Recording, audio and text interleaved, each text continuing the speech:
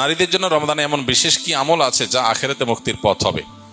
রমজান মাসে আমাদের জন্য, সবার জন্য যে কমন আমল আছে, সকল গুনাহ থেকে বেঁচে থাকা, চোখের গুনাহ, কানের গুনাহ, মনের গুনাহ, এগুলো থেকে বেঁচে থাকা, এটা নারী পুরুষ সকলের জন্য প্রযোজ্য। এটা রমজানের সবচেয়ে গুরুত্বের সাথে আমাদের করা উচিত। তাকওয়া চর্চার মাকসাদই হলো এটা।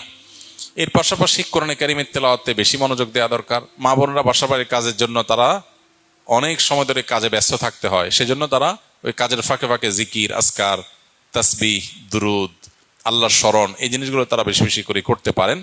এবং যত ব্যস্ততায় থাকুক না কেন, ইফতারের বেশ কয়েক মিনিট আগে সব কাজ বন্ধ করে দোয়ায় মনোনিবেশ করা, সাহারির সময় থালা বাসন নিয়ে ব্যস্ত না হয়ে কিছু সময় দোয়ায় মনোযোগ দেওয়া, আমলে মনোযোগ দেওয়া দরকার। বাকি সময়গুলোতে কাজ করলেও আল্লাহ জিকির স্মরণ থাকলে আল্লাহ তাআলা ইনশাআল্লাহ পূর্ণ আজর দিবেন।